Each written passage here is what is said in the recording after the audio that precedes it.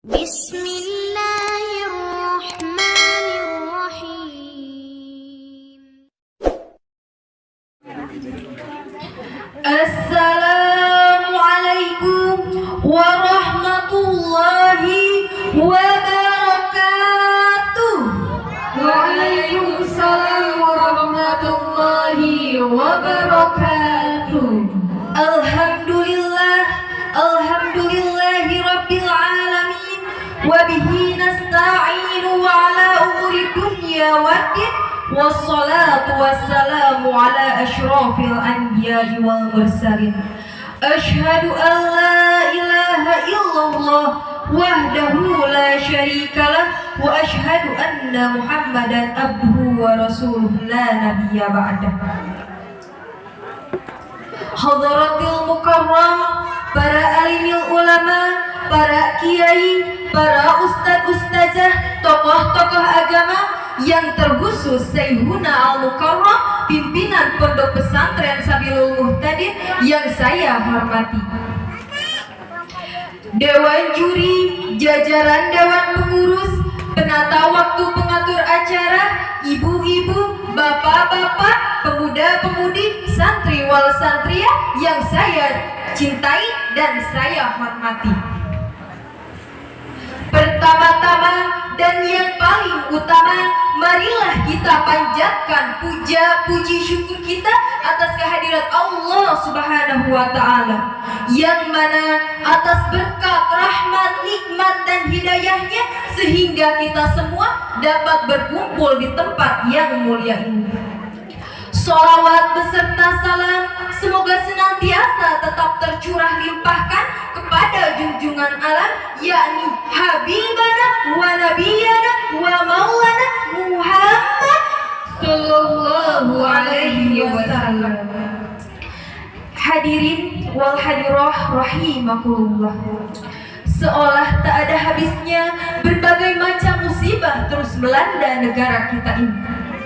Banjir, tanah longsor, gempa bumi, letusan gunung berapi, kemarau, tsunami, dan banyak lagi lainnya. Tanggapan manusia pun bermacam-macam. Para pakar geologis mengatakan bahwa hal ini adalah panorama alam. Paranormal mengambing hitamkan makhluk-makhluk penunggu tempat-tempat yang dilanda musibah. Dan sangat sedikit yang mengaitkannya dengan dosa-dosa manusia. Panorama alam atau teguran. Allah Subhanahu wa taala telah berfirman dalam Quran surat Ar-Rum ayat 41 yang berbunyi, A'udzu billahi minasyaitonir rajim. Bismillahirrahmanirrahim. Zaharal fasadu fil barri wal bahri bima kasabat aydin nas liyudhiqahum ba'dalladhi amilu la'allahum yarji'un.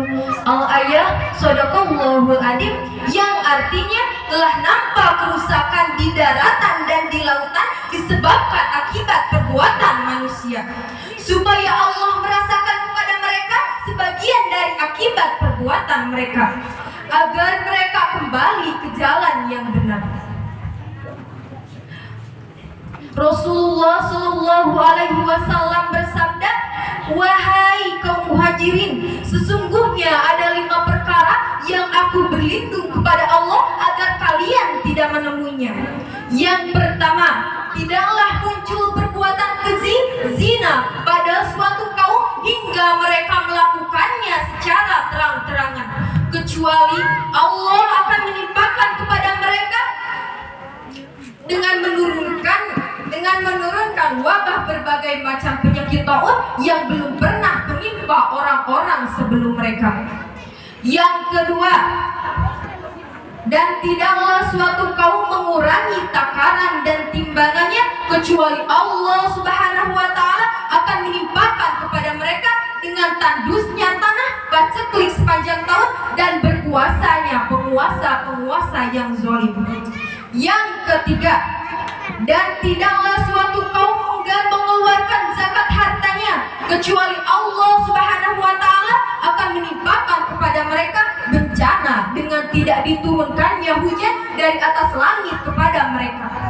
Dan jikalau bukan karena binatang ternak, niscaya Allah Subhanahu wa taala akan menahan turunnya hujan untuk selama-lamanya. Bahkan dalam kitab Qisasul Mi'raj halaman 10 akhir sampai 11 awal disebutkan ketika Rasulullah Shallallahu Alaihi Wasallam sedang melakukan perjalanan Isra, beliau melihat satu kaum yang mana kaum tersebut sedang disiksa oleh Allah Subhanahu wa taala. Mereka digiring seperti kambing dan unta, dan mereka hanya menggunakan sehelai kain yang mana kain tersebut hanya menutupi kubur dan dubur mereka saja. Lalu karena mereka merasakan kelaparan yang amat sangat, mereka pun memakan kayu dori, kayu zakum, dan batu-batu kerikil api neraka. Di sini ada yang tahu apa itu kayu zakum dan kayu dori? Kayu zakum dan kayu dori adalah makanan ahli-ahli neraka. Lalu Rasulullah Shallallahu Alaihi Wasallam bertanya kepada malaikat Jibril, "Ya Jibril, siapakah mereka itu?" Malaikat Jibril pun menjawabnya, "Mereka adalah satu kaum yang mana kaum tersebut enggan mengeluarkan zakat dari harta mereka. Lalu Allah membalas apa yang telah mereka perbuat." Yang keempat, dan tidaklah suatu kaum mengingkari janji antara mereka, Allah dan Rasulnya, kecuali Allah Subhanahu wa taala akan mendatangkan kepada mereka musuh-musuh yang bukan dari golongan mereka, lalu merampas sebagian harta yang ada di tangan mereka. Yang kelima, dan selama pemimpin-pemimpin mereka tidak berhukum dengan kitabullah, tidak memilih yang terbaik dari apa yang Allah turunkan, kecuali Allah turunkan kepada mereka kesengsaraan, perpecahan di antara mereka. Kebanyakan manusia memandang berbagai macam musibah hanya dengan logika, berpikir yang bersifat rasional. Jarang sekali manusia menyadari bahwa apa-apa yang terjadi di muka bumi ini adalah balasan karena maraknya kemaksiatan. Jika suatu kaum taat kepada Allah Subhanahu wa taala, maka keberkahan akan melimpah kepada mereka. Sebagaimana pada zaman Rasulullah Shallallahu Alaihi Wasallam, alam begitu bersahabat kepada Nabi dan para sahabatnya, sehingga gunung-gunung pun sangat mencintai mereka. Bahkan makanan yang sedang dinikmati oleh Rasulullah pun ikut bertasbih. Para sahabat mendengar tasbih-tasbih batu-batu kerikil yang ada di tangan Rasulullah. Begitu juga dengan batang kayu yang pernah dijadikan mimbar oleh Rasulullah, menangis ketika Rasulullah meninggalkannya. Itulah beberapa contoh respon yang diberikan alam kepada orang-orang yang taat kepada Allah Subhanahu wa taala. Sebaliknya, jika suatu kaum tidak taat kepada Allah, maka mereka akan ditimpa kesengsaraan.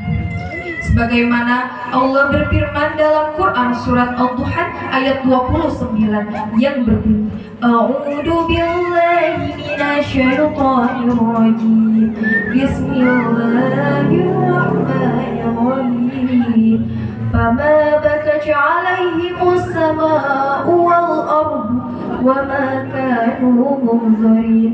Al-ayat sadaqallahul adzim, yang artinya, maka langit dan bumi tidak menangisi kepergian mereka, dan mereka pun tidak diberi tangguh.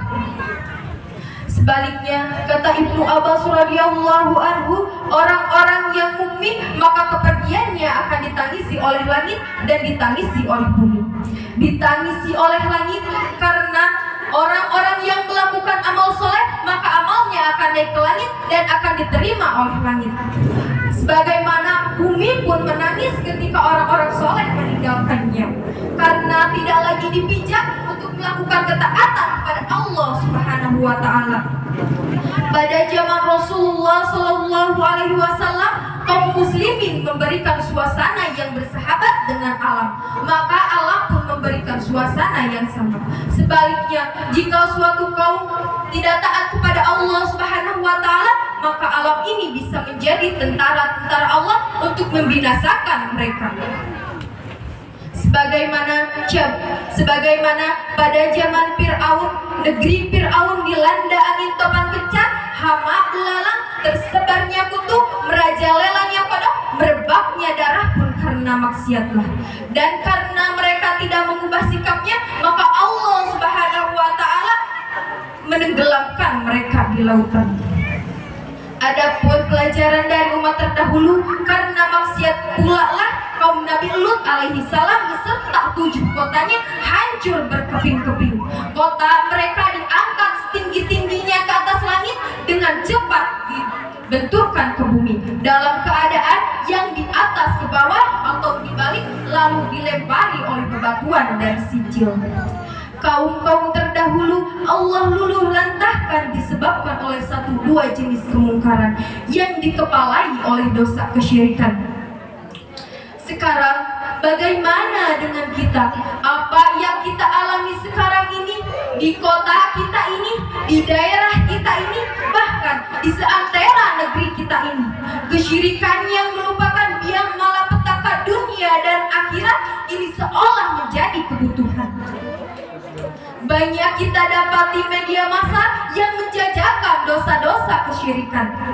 Maksiat di mana-mana, bahkan mereka melakukannya secara terang-terangan. Lalu muncul pertanyaan, kenapa harus daerah ini, atau kota ini, atau negara ini yang dilanda musibah? Padahal masih banyak daerah-daerah lain yang lebih layak untuk diajak oleh Allah Subhanahu wa taala. Bukankah di sana ada orang-orang yang soleh, anak-anak kecil yang tidak berdosa? Apakah ada yang tahu jawabannya apa? Allah Subhanahu wa taala telah mengingatkan kita bahwa azabnya tidak khusus menimpa orang-orang zalim di antara kita. Sebagaimana Allah berfirman yang artinya, maka peliharalah dirimu dari siksa yang tidak khusus menimpa orang-orang zalim di antara kamu. Dan ketahuilah bahwa Allah sangat keras siksaannya. Quran surat Al-Anfal ayat 25. Seharusnya kita menyadari bahwa apa-apa yang terjadi di muka bumi ini adalah balasan karena perbuatan kita. Seharusnya kita memohon perlindungan dan taubat kepada Allah Subhanahu wa taala. Jangan sampai sudah diberi teguran tapi tidak ada perubahan. Rubahlah perilaku dan sikap kita, tingkatkan ibadah dan ketaatan kita kepada Allah Subhanahu wa taala.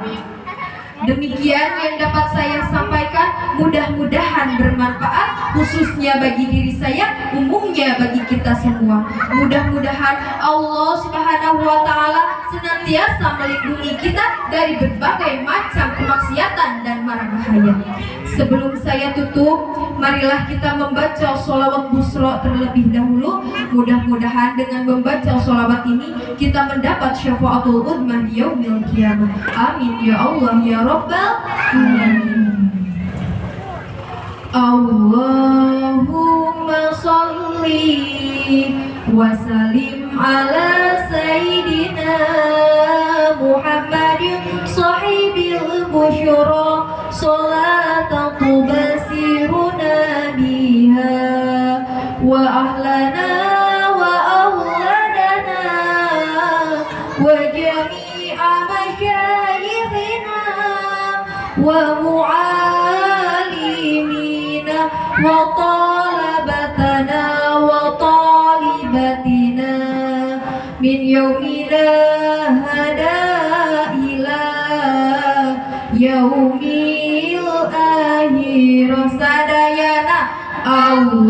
Allahumma salli wa sallim ala sayyidina Muhammadin sahibil